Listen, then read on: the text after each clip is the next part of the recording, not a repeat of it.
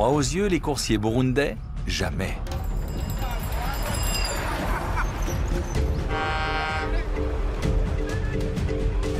Au Burundi, quand on veut transporter des marchandises, c'est à vélo que ça se passe. Les distances ne sont jamais bien longues. Le Burundi est l'un des plus petits pays d'Afrique.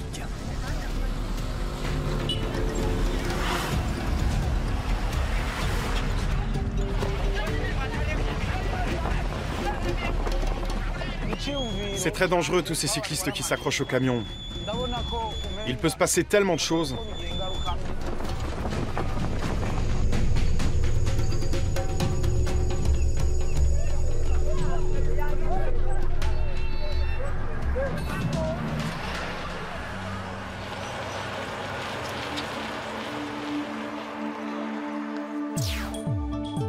Le Burundi se trouve au cœur de l'Afrique. La route principale s'étend de la frontière rwandaise au nord à la Tanzanie au sud. Le premier tronçon relie Kayanza à Bugarama.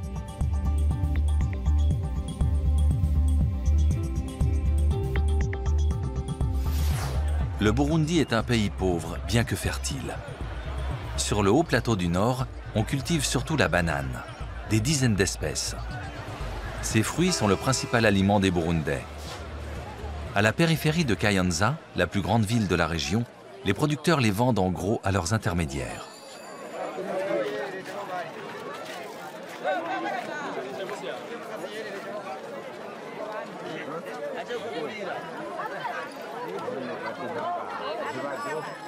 Pamphile Nzaguié vient 2 fois par semaine y faire ses achats. Il est brasseur et fabrique de la bière de banane, la boisson nationale du Burundi. Tarsien Manirakiza est là pour assurer le transport.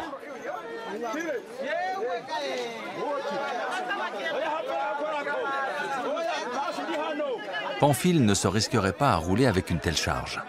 Les spécialistes eux-mêmes le font au péril de leur vie. Le domaine de Pamphile, c'est les bananes, pas la route.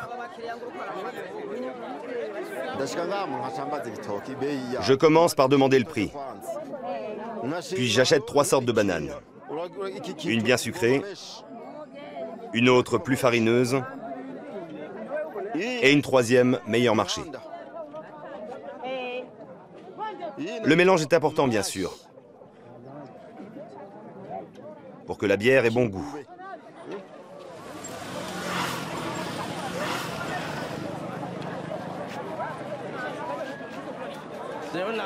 Je ne connais rien à la fabrication de la bière. C'est pour ça que je suis coursier. Je suis content de transporter les bananes de Pamphile. Ça me permet de joindre les deux bouts. Quand il ne roule pas pour Pamphile, Tarsien transporte des personnes en vélo-taxi.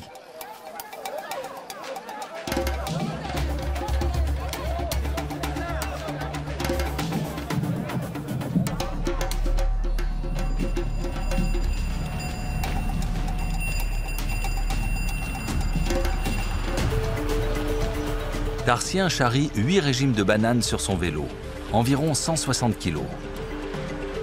Il doit les livrer à 15 km de là. Heureusement, la route commence par une descente.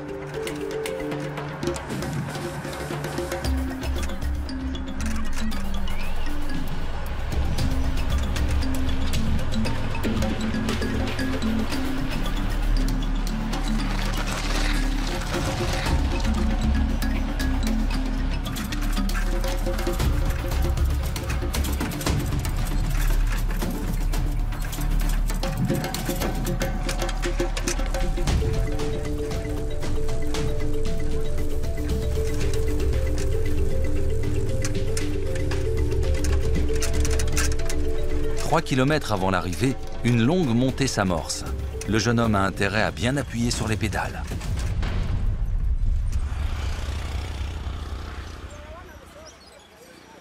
Tarsien a 22 ans. Il n'est jamais allé à l'école. Rouler à vélo, c'est tout ce que je sais faire. Je n'ai jamais rien fait d'autre. Ça ne me dit rien d'ailleurs, sauf si le travail est moins fatigant. Je ne veux surtout pas porter des choses sur ma tête comme les femmes. À vélo, c'est dur, mais sur la tête, pas question. 3 quarts d'heure plus tard, Tarsien atteint sa destination, le village du brasseur.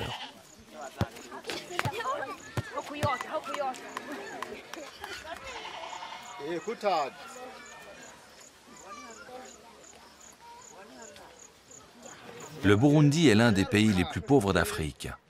Posséder un vélo, c'est déjà énorme ici. À 22 ans, Tarsien a une femme et 2 enfants à nourrir. Que voulez-vous qu'il me reste avec ce travail? Ça nous permet tout juste de nous en sortir, ma famille et moi. Je n'ai même pas de quoi m'offrir un nouveau pantalon. Ah, je ne me fais pas d'illusions. Je ne peux rien espérer de mieux avec ce boulot.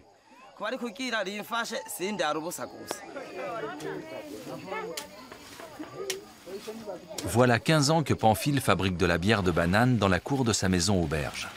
Elle s'appelle Umbubira.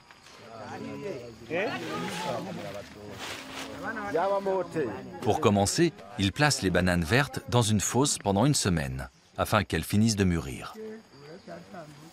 Il est nécessaire qu'elles soient bien sucrées, sinon le processus de fermentation risque de ne pas démarrer correctement.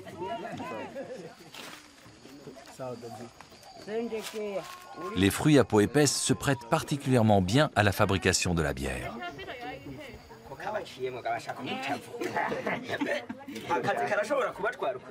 Pamphile se fait aider par des membres de sa famille et quelques villageois.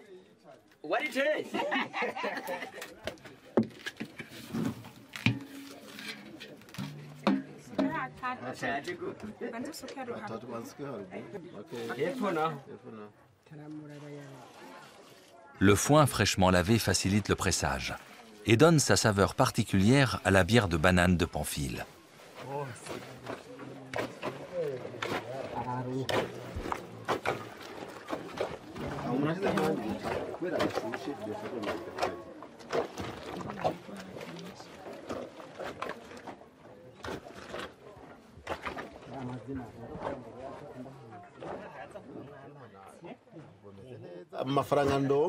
Je vis bien en tant que brasseur, vraiment. Je gagne un peu d'argent et j'ai de quoi payer mes ouvriers. Je ne serai jamais riche et je ne suis pas prêt de me racheter des chaussures. Mais je n'ai pas besoin d'aller voler. Ma famille mange à sa faim et nous pouvons même envoyer les enfants à l'école. Personne ne me commande et je n'ai pas à courir derrière mon argent. Je suis totalement libre.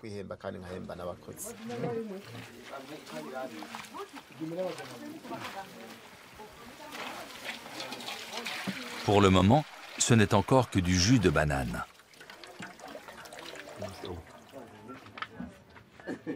Pour se transformer en bière, le liquide doit reposer quelques jours. La levure de bière provoque la fermentation. Dans 2 jours, la bière sera prête. 2 bouteilles et tout tourne autour de vous. Là, ce n'est pas encore fermenté. Ce n'est pas ça qui va nous rendre pompettes. Contrairement à la bière que Pamphile sert dans son bar. Il ne connaît pas son degré d'alcool. Il ne l'a jamais mesuré.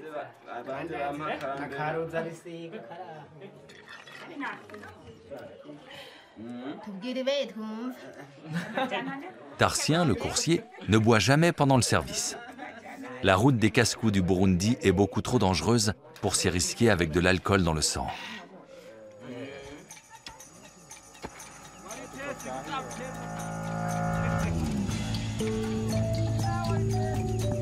Ici, dans le nord du Burundi, on cultive aussi le café, le thé et le riz.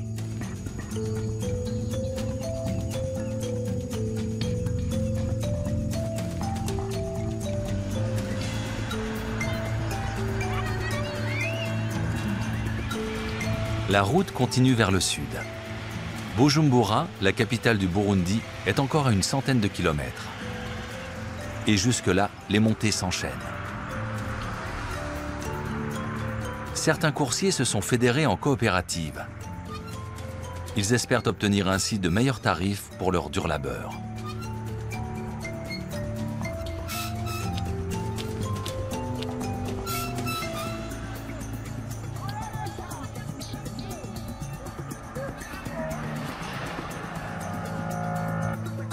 Cette route est l'axe de transit entre le Rwanda et la Tanzanie. Antoine Kabura y circule depuis 10 ans avec son camion. En général, il ne roule que de jour. La nuit, c'est trop risqué.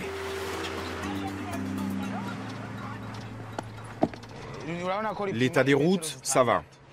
Mais elles sont bien trop étroites, à peine 6 mètres de large.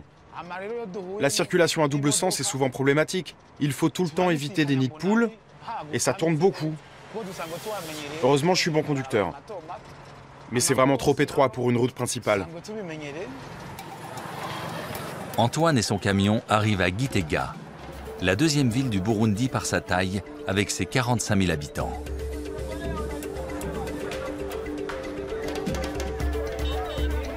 C'est là que travaille la journaliste Alix Iradukunda. À la radio Umuriza FM, elle s'occupe des reportages sur le trafic routier, donc essentiellement de la situation des cyclistes. Quelles sont les difficultés, dites-moi? Le pire pour nous cyclistes, c'est les camions. Ils nous compliquent vraiment la vie.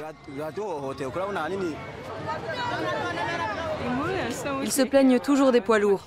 J'entends ça sans arrêt. C'est vrai que c'est un dur métier qui demande beaucoup d'énergie.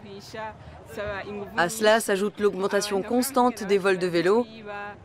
C'est terrible quand ça leur arrive. Et je ne parle pas des accidents et des blessures.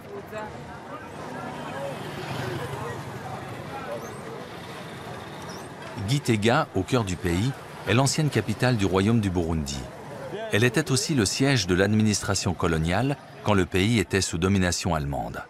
C'était à la fin du 19e siècle, comme le rappellent ses constructions en briques. Aujourd'hui, la ville est un important nœud de communication.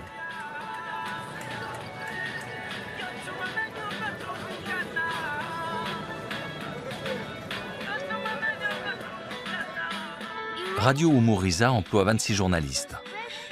Alix a terminé son reportage sur les deux roues. À Gitega, les cyclistes ont la vie dure. Pour les vélos-taxis, c'est déjà rude. Et pour ceux qui transportent des marchandises, c'est encore pire. Mais ils n'ont pas le choix. Ils ont leur famille à nourrir.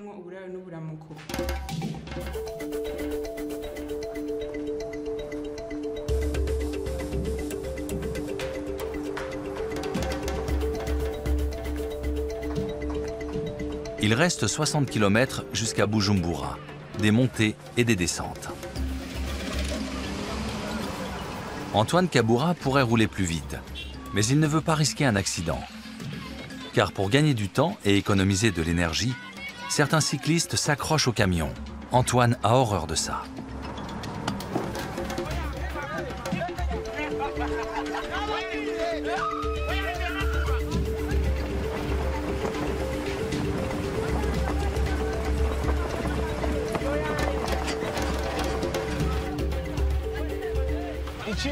Ils risquent leur vie en faisant ça. Non seulement la leur, mais la nôtre aussi. Souvent, je dois me déporter brusquement quand quelqu'un arrive en sens inverse, ou parce qu'il y a un gros nid de poule sur la route. Et les cyclistes accrochés derrière ne le voient pas. Ils sont surpris par la secousse et tombent. C'est terrible. Je le vois souvent dans mon rétroviseur. Certains en meurent. Ils devraient arrêter de faire ça. La police aussi cherche à les en empêcher.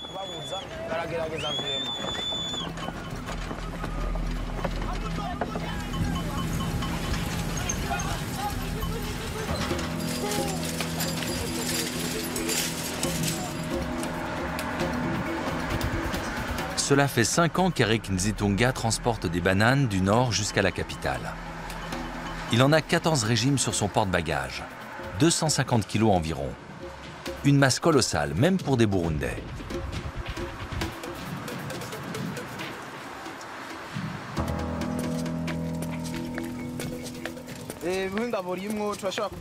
Je dois bien charger mon vélo pour que le centre de gravité soit au milieu. Une erreur, et j'aurais vite fait de perdre l'équilibre et de tomber. En les attachant, je dois aussi veiller à ne pas abîmer les bananes.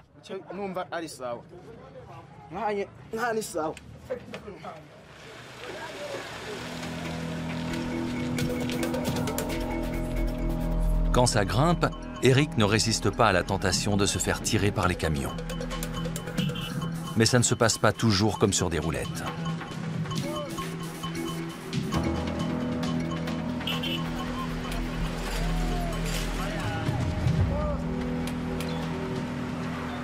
Certains tronçons de route, ni goudronnés ni stabilisés, sont difficilement praticables pour les cyclistes.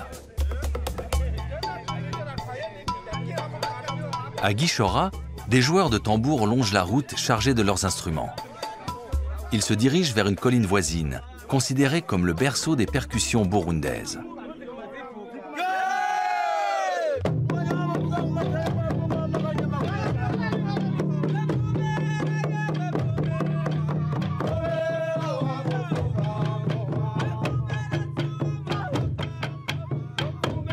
Autrefois, ces musiciens se produisaient devant les rois. Aujourd'hui, ils jouent pour qui paye et pour préserver la paix. La longue guerre civile qui a ensanglanté le Burundi s'est terminée il y a quelques années seulement.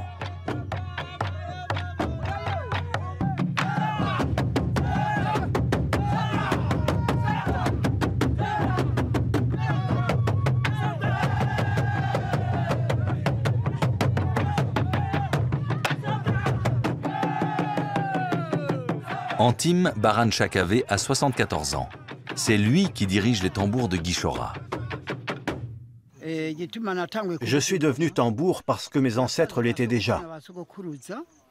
Mon arrière-grand-père, mon grand-père, mon père, tous jouaient pour nos rois. Cette tradition ne doit pas s'éteindre.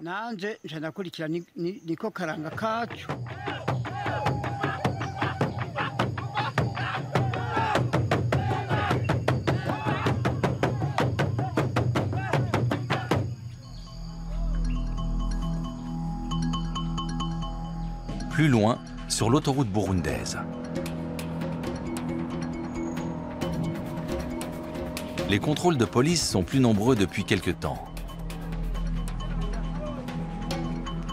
Une aubaine pour les marchands ambulants qui peuvent ainsi vendre leurs produits aux conducteurs à l'arrêt et aussi un peu agacés par ces contrôles systématiques. Vérification du klaxon, des clignotants, des feux. Je contrôle que leurs papiers sont en règle et que tout fonctionne. Le but est d'améliorer la sécurité sur les routes.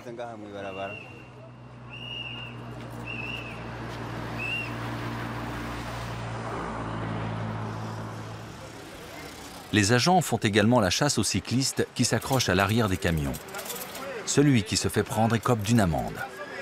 Eric le coursier est prêt à courir le risque.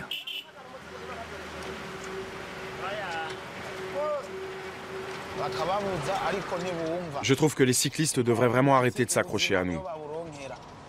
Ça crée trop d'accidents. On devrait vraiment l'interdire. La police devrait l'imposer.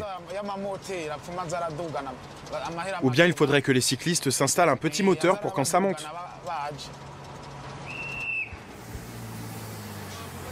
Eric a entendu le coup de sifflet du policier assez tôt pour lâcher le camion à temps.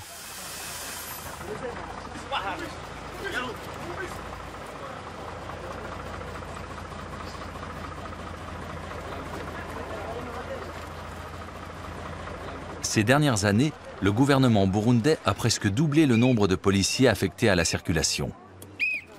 Les accidents proviennent parfois de défaillances techniques. Mais les deux roues restent le gros problème. Il faudrait s'attaquer encore plus fort aux cyclistes qui s'accrochent aux camions. C'est vraiment trop dangereux. C'est interdit, mais ils s'en fichent.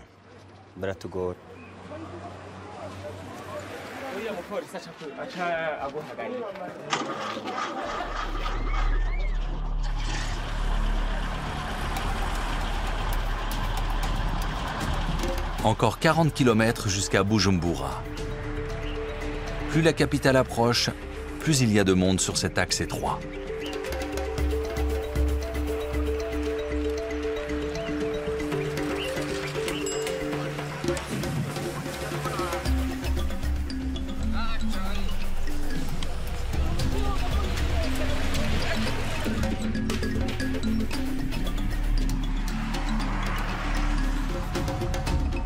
C'est là, le long d'une petite route secondaire, que se trouve le parc national de la Kibira. Il s'étend sur 400 km².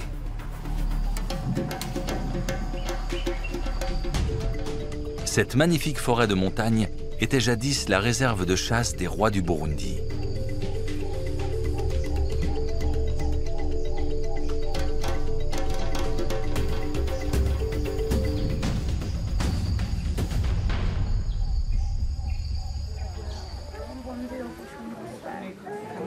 Buzekera, situé à la lisière du parc national, est le village des Batois. Il y a quelques années encore, ces chasseurs-cueilleurs vivaient au cœur de la forêt équatoriale. Mais en 2007, le gouvernement a décidé de les déplacer au bord de la route principale. Un défi difficile pour Violane Douimana. Je suis née et j'ai grandi dans la forêt vierge. Cette vie n'est pas facile. Il faut aller très loin pour ramasser du bois et rapporter de l'eau. C'est fatigant. Mais j'aime la poterie. Petite, je regardais ma mère faire. C'est comme ça que j'ai appris. Et maintenant, ça me permet de nourrir ma famille. J'apprends aussi ce savoir-faire à mes enfants. On vit bien comme ça.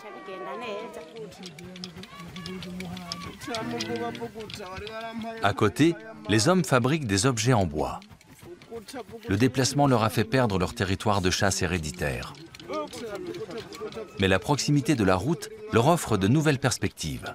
Ils peuvent y vendre leurs sculptures et leurs poteries aux voyageurs.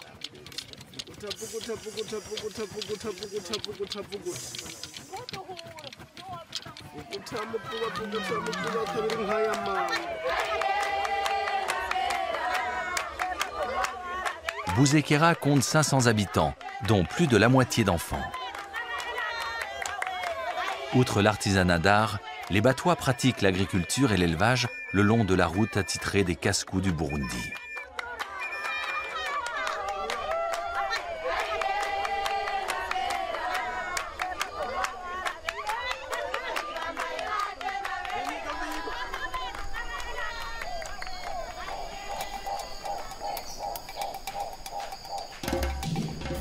Prochaine étape, Bugarama, Bujumbura, la capitale.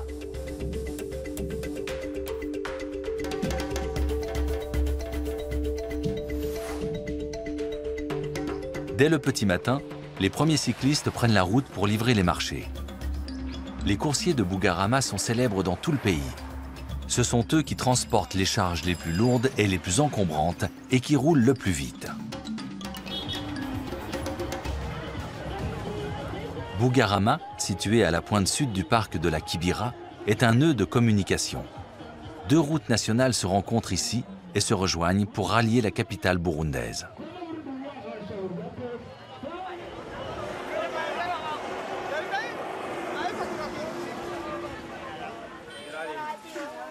Eric, notre coursier, vit près de Bugarama.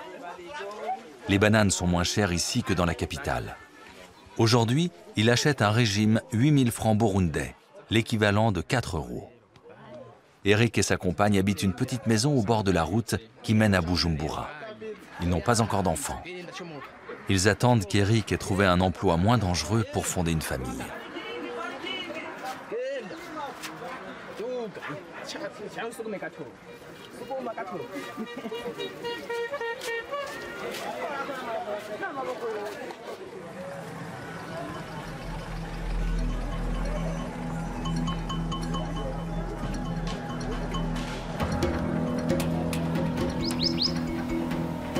Avec son chargement de 200 kg, il dévale littéralement la montagne. Sa vitesse atteint rapidement 70 km/h. Et il ne doit surtout pas freiner, ses pneus éclateraient.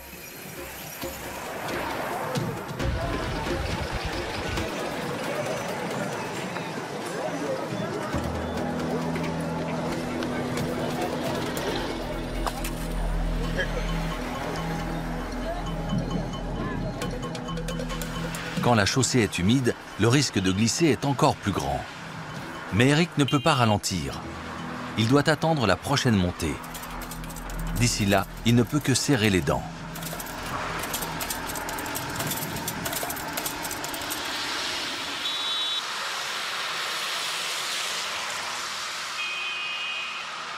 On ignore combien d'accidents se produisent et la part de cyclistes qui y sont impliqués. Il n'existe pas de statistiques de circulation routière au Burundi. Les accidents sont aussi dus au mauvais état des vélos.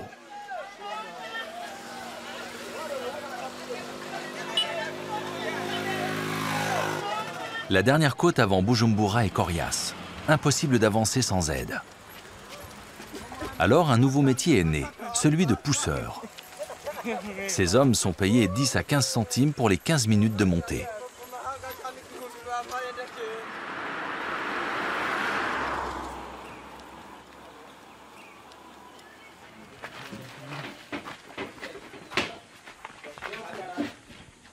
Tout en haut de la colline, un bar vend des rafraîchissements.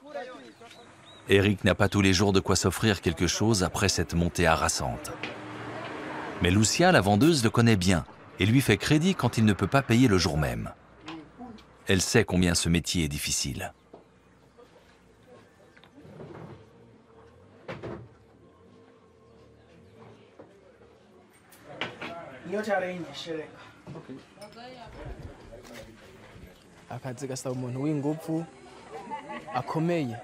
Il faut vraiment beaucoup de force pour faire ce travail. C'est très physique. Surtout pour grimper avec un vélo chargé à bloc. J'ai souvent plus de 200 kilos de marchandises. Ça demande énormément d'énergie de transporter ça. Alors je mange surtout des glucides, du maïs par exemple. Et je bois tous les jours du lait chaud.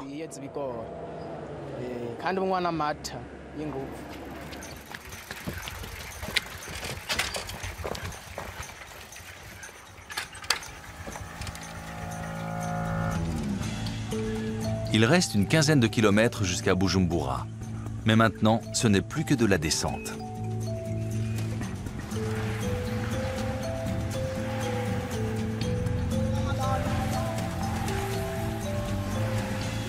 Eric fait confiance à sa mécanique. Il n'a pas le choix. Il a eu beaucoup d'accidents déjà. Jusqu'ici, il s'en est sorti avec quelques contusions et des fractures parfois.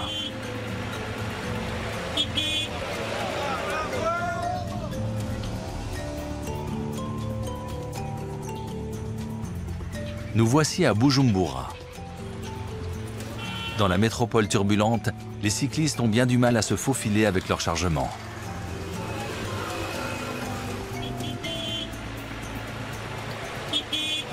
La première boutique que doit livrer Eric se trouve presque à l'autre bout de la ville.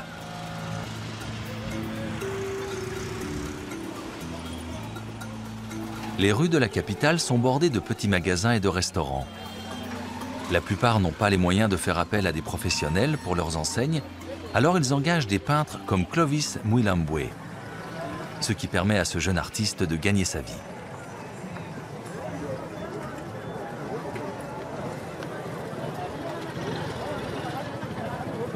Au fait, normalement, moi, je suis un artiste peintre et je ne fais pas les peintures murailles, mais si on m'appelle de faire quelque chose sur mur, ça varie entre 100 000 ou 150 000, c'est ce genre de choses. Oui, c'est ça en fait. L'équivalent de 50 à 75 euros.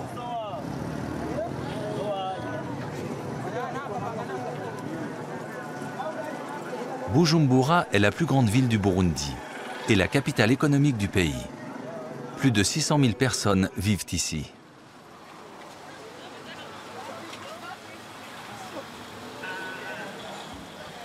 Garer un vélo chargé de 200 kg de marchandises sans qu'il se renverse demande un certain savoir-faire.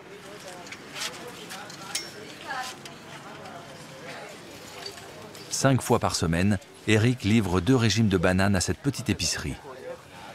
Ici, on le paye 12 000 francs burundais le régime, ce qui fait 6 euros, soit 2 euros de bénéfice pour lui.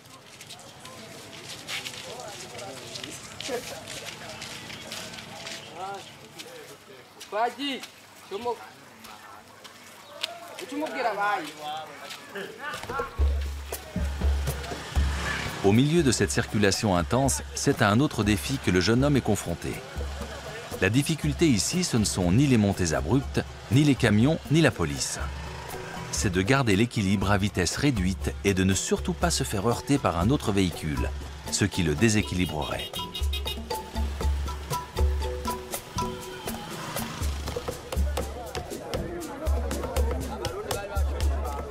Le marché chez Sioni se trouve dans le nord-ouest de la capitale. 85% des Burundais vivent de l'agriculture et tous s'efforcent de vendre leurs excédents sur les marchés.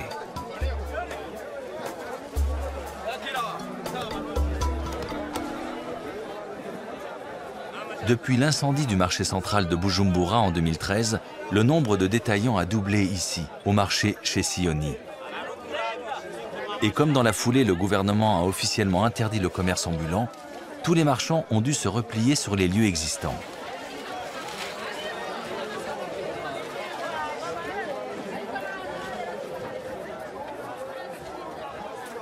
Alice Sindaye a 43 ans. Cela fait 10 ans qu'elle est maraîchère. Au marché central de Bujumbura, elle avait 2 stands de primeurs. Mais elle a tout perdu dans l'incendie, ses étals et sa marchandise. Elle a dû repartir de zéro.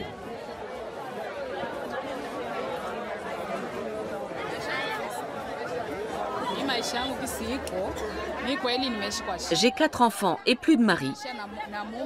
Quand le marché couvert a brûlé et que les choses sont devenues difficiles, il s'est fait la malle. Et il ne me donnait rien pour nourrir les enfants, ni pour me nourrir moi. Alors j'ai dû prendre un crédit. Et c'est ce qui m'a permis de joindre les deux bouts et de me réinstaller en étal ici. Eric livre aussi des bananes à Alice. Aujourd'hui, il est en retard à cause de la pluie. En principe, les commerçants du marché lui donnent 15 000 francs burundais pour un régime. Je n'ai que 10 000. Aujourd'hui, Alice le paye 5 € au lieu des 7,50 habituels, ce qui ne fait qu'1 € de bénéfice pour Eric.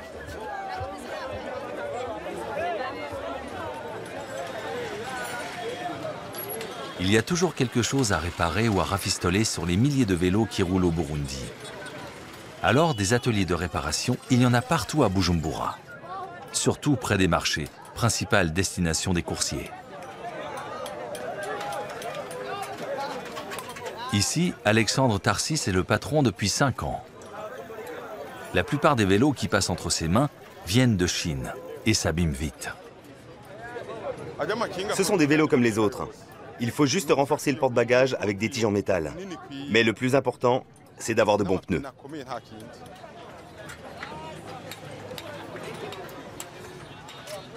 C'est là qu'Eric vient lui aussi quand il a économisé assez d'argent pour changer de pneus. Car ça va vite et le personnel est de bons conseils. Des mécanos, il y en a près d'une centaine ici.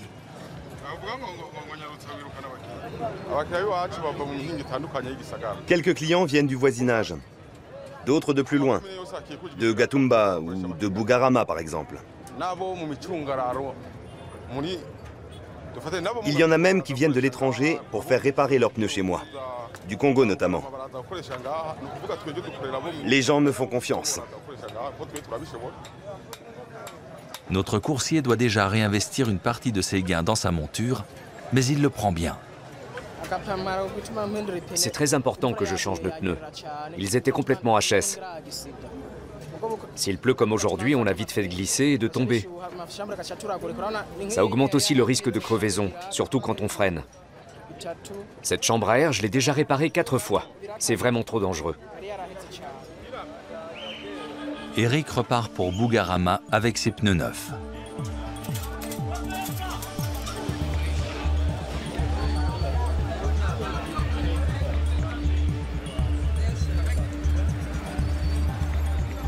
Les pédaleurs du Burundi se sont partagés le territoire. Les uns roulent du nord jusqu'à la capitale et de là repartent chez eux le soir. Les autres couvrent la partie sud.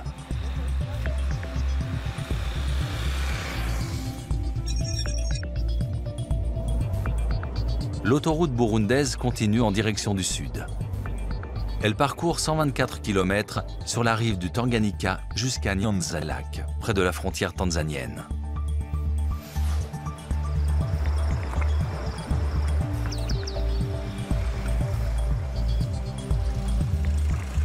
Ce ne sont plus des bananiers qui poussent ici, mais des palmiers, à perte de vue. Leurs fruits sont aussi transportés à 2 roues. Un régime peut peser jusqu'à 50 kilos. Le sud du Burundi est moins vallonné que le nord. Cela permet aux coursiers de parcourir des distances plus importantes, jusqu'à 100 km par jour. Quand je n'ai pas trop lourd à porter, j'ai plaisir à faire mon travail. Aujourd'hui, par exemple, ça va bien. Je transporte les fruits jusqu'à une manufacture d'huile de palme, et de là, j'emporte des bidons d'huile au marché. Ce job n'est faisable que si tout est bien équilibré et qu'on n'a pas peur de tomber dans les virages. Dans ces cas-là, j'aime vraiment bien ça.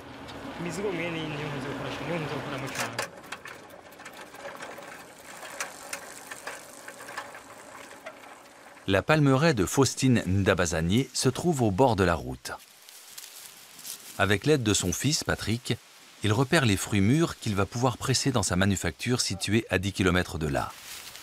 Patrick est un grimpeur hors pair.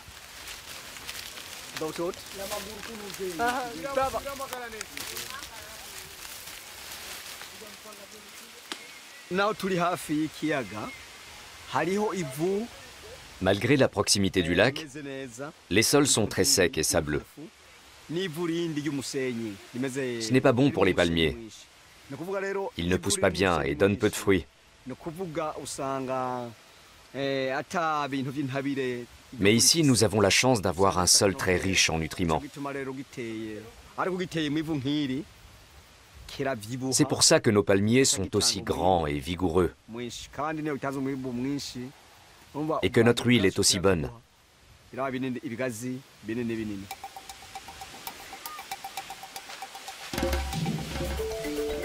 Quand ils ont atteint une couleur rouge-orangé, les fruits sont mûrs pour la récolte et se détachent facilement. Patrick transporte lui-même les fruits de la palmeraie de son père à la manufacture d'huile. Là-bas, il faut les laisser reposer quelques jours avant de pouvoir en faire de l'huile. Patrick trouve beaucoup plus facile de grimper dans les arbres que de transporter de telles charges sur son vélo.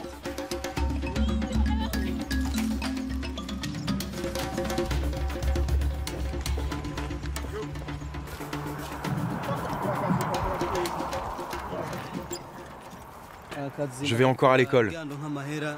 Je ne fais ça que pendant mon temps libre. J'aimerais avoir un vrai métier plus tard. Mais ce travail me permet de gagner de l'argent et d'apprendre des choses.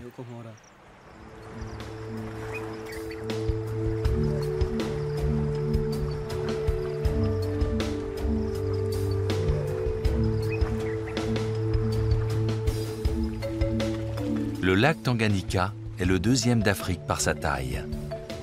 Il occupe une bonne partie du sud du Burundi. De nombreux petits villages de pêcheurs bordent ses rives, le long de la route. Nyongabo se réveille tout doucement.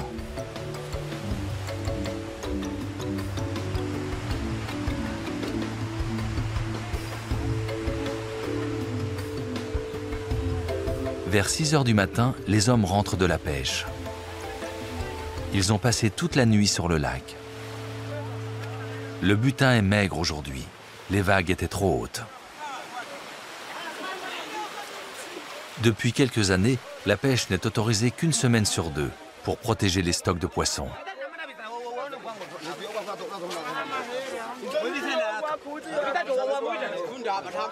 Cisa Salvatore est pêcheur professionnel depuis 15 ans.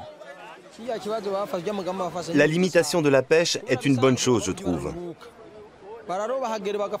Ça nous permet de nous reposer un peu et de passer plus de temps avec nos familles. Et en 7 jours, les poissons ont le temps de se reproduire. Et ça aussi, c'est bien.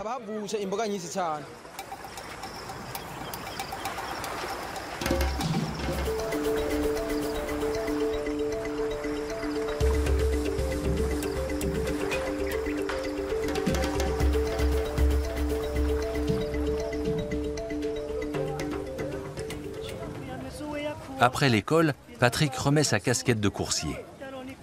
Mais lui n'est pas sous pression. Il n'a pas de famille à nourrir.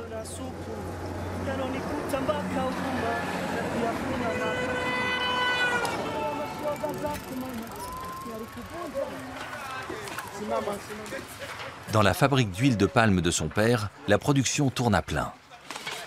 On commence par détacher les fruits mûrs des branches, puis on les nettoie.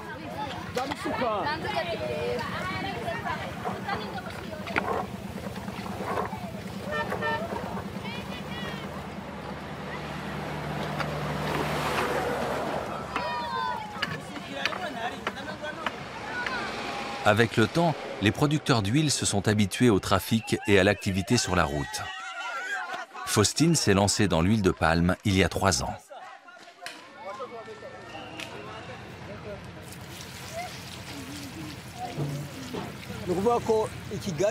Le palmier à huile est très important pour nous. Il nous fournit la matière grasse avec laquelle nous cuisinons. Nous utilisons ses fibres pour faire du feu et ses feuilles pour balayer. Avec les graines qui restent après le pressage, on fabrique du savon ou de l'huile pour les cheveux. C'est simple. Dans le palmier, on peut tout utiliser.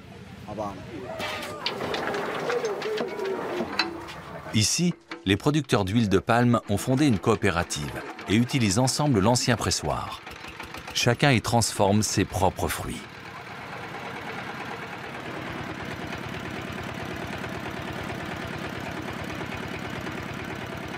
Faustine contrôle le processus de production. L'eau empêche la machine de chauffer et l'huile de se gâter.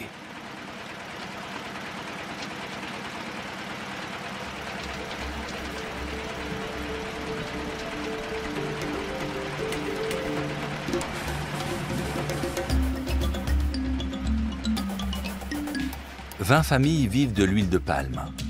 Mais tout s'écroulerait si les livraisons ne pouvaient pas se faire en temps voulu. Cela vaut pour les petits producteurs comme pour l'économie du pays tout entière.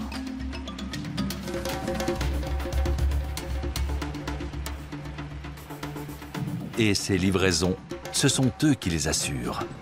Les Cascos du Burundi.